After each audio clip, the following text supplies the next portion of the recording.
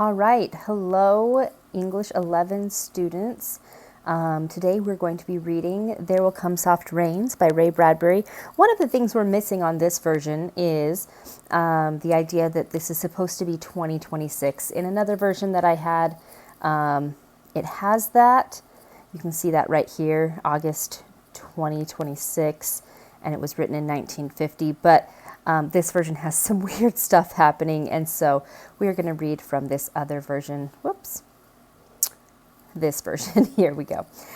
Okay, so Ray Bradbury, you'll notice that a lot of our short stories came from him. He was a big-time dystopian writer, and because he wrote short stories, those make that a lot more accessible for all of us to read quickly and then discuss together. So that's why you've seen so much Bradbury in this unit.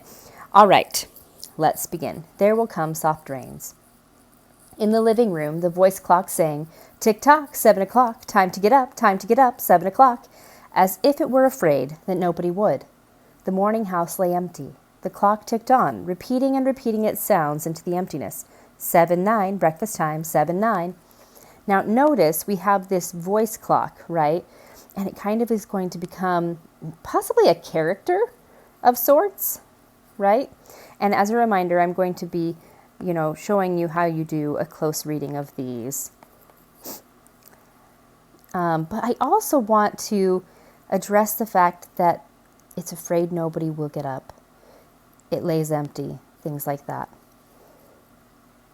Okay, in the kitchen, the breakfast stove gave a hissing sigh and ejected from its warm interior 8 pieces of perfectly brown toast, 8 eggs sunny side up, 16 slices of bacon, 2 coffees, and 2 cool glasses of milk. So we can immediately kind of figure out how many people live here, right? So we've got 8 pieces of perfectly brown toast, 8 eggs, 16 slices, 2 coffees, and 2 cool glasses of milk. So we can, kind of guess here that means there are 4 people, 2 adults, 2 children, looking at the 2 coffee and the 2 cool glasses of milk. And notice the kitchen, though, the breakfast, it makes itself. It's got it all ready. "Today is August 4th, 2026, said a second voice from the kitchen ceiling, in the city of Ellendale, California. It repeated the date 3 times for memory's sake. "Today is Mr. Featherstone's birthday. Today is the anniversary of Toleda's marriage. Insurance is payable, as are the water, gas, and light bills." So notice this automated system is really kind of keeping them all in line, right? But also, again, 2026, which is ironic because it's 76 years after the date that this story was published, but it's only 6 years from now. So there's that. Somewhere in the walls, relays clicked, memory tapes glided under electric eyes. 8-1, tick-tock, 8-1 o'clock, off to school, off to work, run, 8:01. But no door slammed, no carpets took the soft tread of rubber heels. It was raining outside. The weather box on the front door sang quietly, "Rain, rain, go away, umbrellas, raincoats for today." And the rain tapped on the empty house, echoing. Outside, the garage chimed and lifted its door to reveal the waiting car. After a long wait, the door swung down again. At 8:30, the eggs were shriveled and the toast was like stone. An aluminum wedge scraped them into the sink, where hot water whirled them down a metal throat, which digested and flushed them away into the distant sea. Their dirty dishes were dropped into a hot washer and emerged twinkling dry. 9:15, sang the clock, time to clean. Out of warrens in the wall, tiny robot mice darted. The rooms were acrawl with the small cleaning animals, all rubber and metal. They thudded against chairs, whirling their mustached runners, kneading the rug nap, sucking gently at hidden dust. Then, like mysterious invaders, they popped into their burrows. Their pink electric eyes faded. The house was clean. And I know that image is a little bit creepy, right? That they had robot mice cleaning the house. 10 o'clock, the sun came out from behind the rain. The house stood alone in a city of rubble and ashes. This was the one house left standing. At night, the ruined city gave off a radioactive glow, which could be seen for miles, which tells us, obviously, some type of radioactive bomb or something has happened to this city, and everything else is decimated, except for this house. 10:15, the garden sprinklers whirled up in golden founts, filling the soft morning air with scatterings of brightness. The water pelted window panes running down the charred west side, where the house had been burned, evenly, free of its white paint. So again, we have, the idea that there was something that burned, right? And now the white paint is gone. The entire west face of the house was black, save for 5 places. Here, the silhouette and paint of a man mowing a lawn. Here, as in a photograph, a woman bent to pick flowers. Still farther over, their images burned on wood in one titanic instant. A small boy, hands flung into the air. Higher up, the image of a thrown ball, and opposite him, a girl, hands raised to catch a ball which never came down. The 5 spots of paint, the man, the woman, the children, the ball, remained. The rest was a thin charcoal layer. The gentle sprinkler rain filled the garden with falling light. So this is important, right? Because this suggests that they were caught completely unaware, to the point that they were playing, and it must have happened so instantaneously that the ball was in the air. What a scary thing. Until this day, how well the house has kept its peace, how carefully it had inquired, who goes there, what's the password, and, getting no answer from lonely foxes and whining cats, it had shut up its windows and drawn shades in an old maidenly preoccupation with self-protection, which bordered on mechanical paranoia. So again, giving some life to the house, right? It's now a character. It quivered at each sound, the house did. If a sparrow brushed a window, the shade snapped up.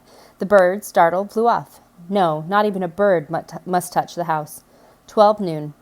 A dog whined, shivering, on the front porch. The front door recognized the dog voice and opened. The dog, once huge and fleshy, but now gone to bone and covered with sores, moved in and through the house, tracking mud. Behind it whirred angry mice, angry at having to pick up mud, angry at inconvenience. For not a leaf fragment blew under the door, but what the walls panels flipped open, the copper-scraped rats flashed swiftly out. The offending dust, hair, or paper seized in a miniature steel jaws was raced back to the burrows. There, down tubes which fed into a cellar, it was dropped into the sighing vent of an incinerator, which sat like evil ball in a dark corner. The dog ran upstairs, hysterically yelping to each door, at last realizing, as the house realized, again, that personification of the house, that only silence was here. It sniffed the air and scratched the kitchen door. Behind the door, the stove was making pancakes, which filled the house with a rich baked odor and scent of maple syrup. The dog frothed at the mouth, lying at the door, sniffing, its eyes turned to fire. It ran wildly in circles, biting at its tail, spun in a frenzy, and died. It lay in the parlor for an hour. 2 o'clock, sang a voice. Delicately sensing decay at last, the regiments of mice hummed out as softly as blown gray leaves in an electrical wind. 2:15. The dog was gone. The house is taking care of it. In the cellar, the incinerator glowed suddenly, and a whirl of sparks leapt up the chimney. 2:35. Bridge tables sprouted from patio walls. Playing cards fluttered onto pads in a shower of pips. Martinis manifested in an oaken bench with egg salad sandwiches. Music played, but the tables were silent and the cards untouched. At 4 o'clock, the tables folded like great butterflies back through the paneled walls. 4:30. The nursery walls glowed. Animals took shape, yellow giraffes, blue lions, pink antelopes, lilac panthers, cavorting in crystal substance. The walls were glass. They looked out upon a color of fantasy. Hidden films clocked through well-oiled sprockets, and the walls lived. The nursery floor was woven to resemble a crisp cereal meadow. Over this ran aluminum roaches and iron crickets, and in the hot, still air butterflies of delicate red tissue wavered among the sharp aroma of animal spores. There was the sound like a great matted yellow hive of bees within a dark bellows, the lazy bumble of purring lion, and there was patter of okapi feet and the murmur of fresh jungle rain like other hoofs falling upon the summer-starched grass. Now the walls dissolved into distances of parched grass mile on mile and warm, endless sky. The animals drew away into thorn breaks and waterholes. It was the children's hour. 5 o'clock, the bath filled with clear hot water. 6, 7, 8 o'clock, the dinner dishes manipulated like magic tricks, and in the study a click. In the metal stand opposite the hearth, where the fire now blazed up warmly, a cigar popped out, half an inch of soft gray ash on it, smoking, waiting. 9 o'clock, the beds warmed their hidden circuits, for nights were cool here. 9:05, a voice spoke from the study ceiling. "Mrs. McClellan, which poem would you like this evening?" The house was silent. The voice said at last, "Since you express no preference, I shall select a poem at random." Quiet music rose to the back of the voice. "Sarah Teasdale, as I recall, your favorite." There will come soft rains and the smell of the ground, and swallows circling with their shimmering sound, and frogs in the pools singing at night, and wild plum trees in tremulous white. Robins will fear their feathery fire, whistling their whims on a low fence wire. And not one will know of the war, not one will care, at last when it's done. Not one would mind, neither bird nor tree, if mankind perished utterly. And spring herself, when she woke at dawn, would scarcely know that we were gone. Now, this is actually really important because if you look at the whole message of this poem, it really is a little bit apocalyptic. We've got this idea of mankind perishing, right? And these no one, we're talking about, robins and these other animals, they won't care and would scarcely know. Nature, earth, all of these things, right? There will come soft rains and the smell of the ground. All of these things won't even care or notice. The fire burned on the stone hearth, and the cigar fell away into a mound of quiet ash on its tray. The empty chairs faced each other between the silent walls, and the music played. At 10 o'clock, the house began to die. So again, remember, we have that personification of the house being an actual character. The wind blew. A falling tree bough crashed through the kitchen window. Cleaning solvent, bottled, shattered over the stove. The room was ablaze in an instant. "Fire!" screamed a voice. The house lights flashed. Water pumps shot water from the ceilings, but the solvent spread on the linoleum, licking, eating under the kitchen door, while the voices took it up in a chorus. "Fire! Fire! Fire!" The house tried to save itself. Again, trying to save itself. Doors sprang tightly shut, but the windows were broken by the heat, and the wind blew and sucked upon the fire. The house gave ground as the fire in 10 billion angry sparks moved with flaming ease from room to room and then up the stairs. Now the fire is almost being given some personality as well. While scurrying water rats squeaked from the walls, pistoled their water and ran for more, and the wall sprays let down showers of mechanical rain. But too late. Somewhere, sighing, a pump shrugged to a stop. The quenching rain ceased. The reserve water supply, which had filled baths and washed dishes for many quiet days, was gone. The fire crackled up the stairs. It fed upon Picassos and Matisses in the upper halls like delicacies, baking off the oily flesh, tenderly crisping the canvases into black shavings. Now the fire lay in beds, stood in windows, changed the colors of drapes, and then reinforcements. From the attic, trapdoors, blind robot faces peered down with faucet mouths, gushing green chemical. The fire backed off, even as an elephant must at the sight of dead snake. Now there were 20 snakes whipping over the floor, killing the fire with a clear, cold venom of green froth. But the fire was clever. It had sent flame outside the house, up through the attic to the pumps there. An explosion. The attic brain, notice that even the body parts, which directed the pumps, was shattered into bronze shrapnel on the beams. The fire rushed back into every closet and felt the clothes hung there. The house shuddered. Oak bone on bone, its bared skeleton cringing from the heat, its wire, its nerves revealed as if a surgeon had torn the skin off to let the red veins and capillaries quiver in the scalded air.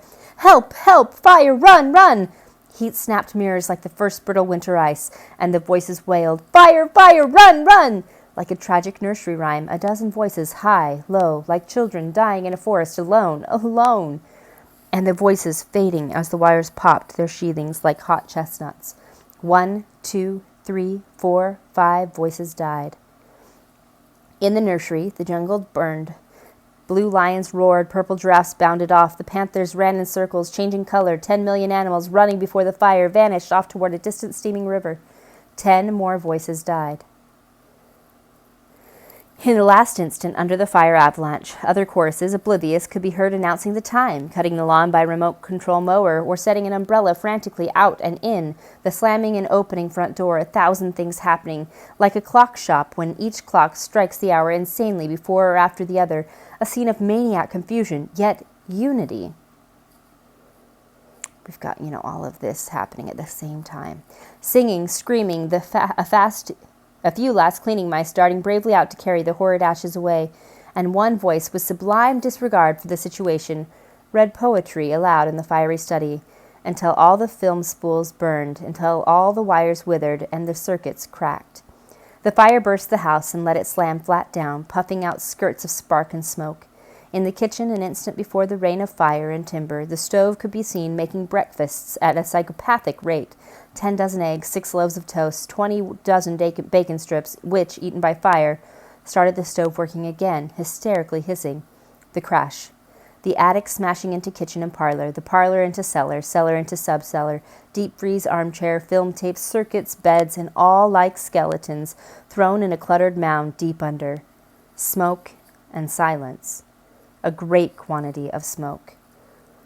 Dawn showed faintly in the east. Among the ruins, one wall stood alone. Within the wall, a last voice said over and over again, even as the sun rose to shine upon the heaped rubble and steam, "Today is August 5th, 2026. Today is August 5th, 2026. Today is..."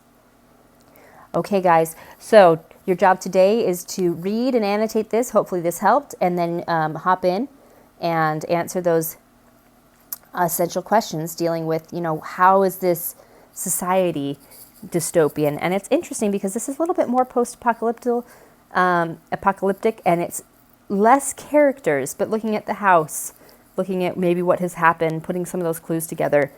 Those are going to be the things that you're looking at